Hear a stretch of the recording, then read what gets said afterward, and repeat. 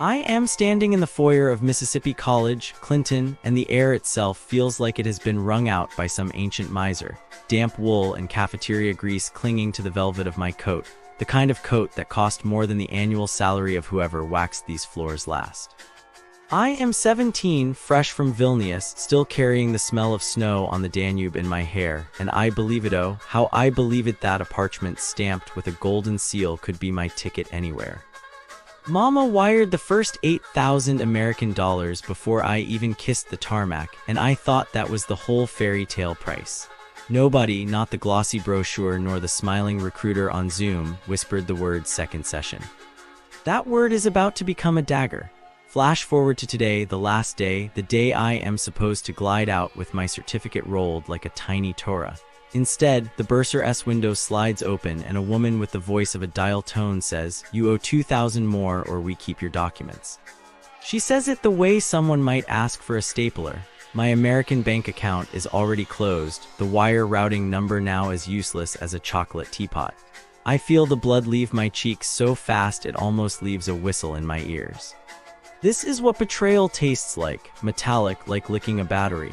They waited until my bags were half in the taxi to spring the trap because they know international kids cannot fight back from 30,000 feet in the sky.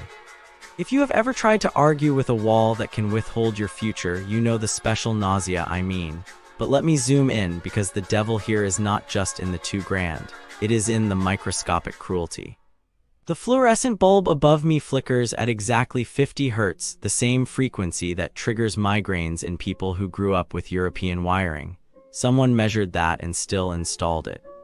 The laminate on the counter is peeling just enough to reveal a darker underlayer like a scab you cannot stop picking. Every design choice screams, "We gave up," and that apathy drips downward. The student worker who prints my hold slip has chipped black nail polish and eyes red from cream, probably over the same policy, different victim. She apologizes in a voice so small it could fit in a matchbox. I want to hug her, but we are both radioactive with administrative spite. Now let us talk food, because hunger is homesick and homesickness is hunger. Picture this. Lunch is a rectangle of chicken that has been so overcooked its fibers have reverted to wood pulp. I can snap it like a cracker. The gravy is a mucus skin on top of lukewarm salt water. When I tilt the plate it slides as one congealed unit, jiggling like a sad jellyfish that gave up on life. The green beans are gray, not metaphorically actually gray, the color of November sidewalks. Each bite is a reminder that my body is collateral. If I get sick, the health center charges $40 to hand me generic ibuprofen and a prayer card. Malnutrition is a stealth fine, stacking on top of the announced ones. Every stomach cramp is a line item, and oh, the residence life dungeon. My dorm room is a rectangle of cinderblock painted the shade of institutional sigh. The mattress is thinner than the excuse they give for why we cannot have a second key. The radiator clanks at 3 in the morning like someone throwing chains down a stairwell, which is perfect because insomnia is the only extracurricular they offer for free. Visitation Rules are a Victorian novel written by Kafka. Boys on one side, girls on the other, and Jesus watching through the peephole. If 15 of us gather to play Uno, we technically need a permit, as though fun itself is a fire hazard. I once sneaked my cousin in to see my fairy lights and in Raw fined me $25 for unauthorized happiness. I paid it with money I was saving for a plane ticket home. That is when I learned homesickness has a unit price, the professorsum. You're angels who read books like lullabies, but the system straps their wings. I watch my friend complete every credit for psychology and literature, 2 beautiful majors only to be told, choose one or start your core again from scratch. Imagine baking a perfect souffle and being ordered to re-break the eggs because the recipe only allows one flavor per lifetime. That is not education, that.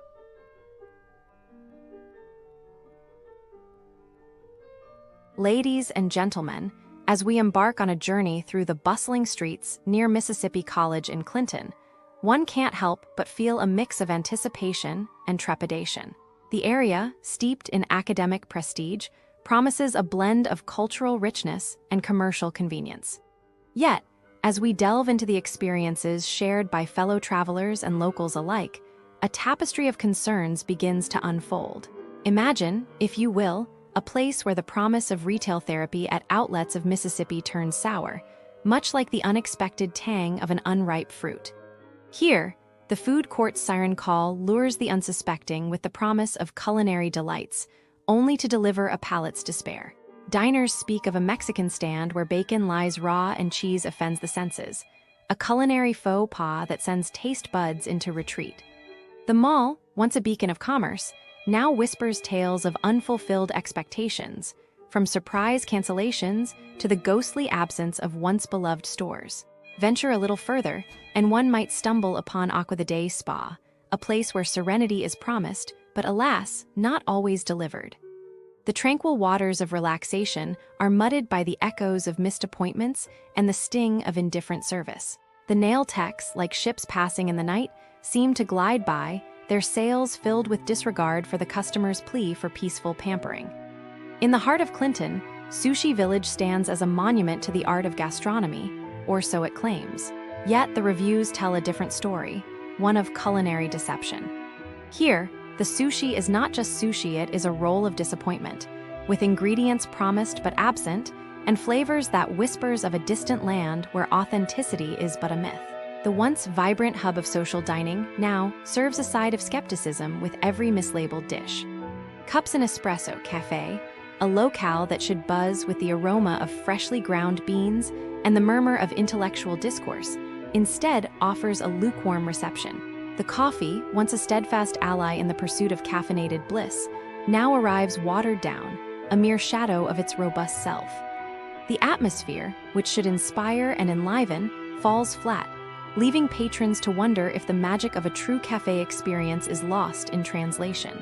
And then there's 303 Jefferson, a place where one might expect the grandeur of a southern dining experience, only to be met with the reality of a culinary labyrinth. Here, the quest for a simple meal becomes an odyssey, with diners navigating the Minotaur's maze of slow service and elusive entrees. The manager, once a beacon of hospitality, now casts a shadow over the dining room, leaving a trail of dissatisfied customers in her wake. As we piece together these narrative fragments, a picture emerges of a region struggling to maintain its luster. The businesses near Mississippi College in Clinton, while diverse in their offerings, seem united in their inconsistency. It's a place where the promise of quality often gives way to the shock of reality, where the gold of expectation tarnishes in the harsh light of day. Travelers, heed this advice, approach the businesses of Clinton with cautious optimism.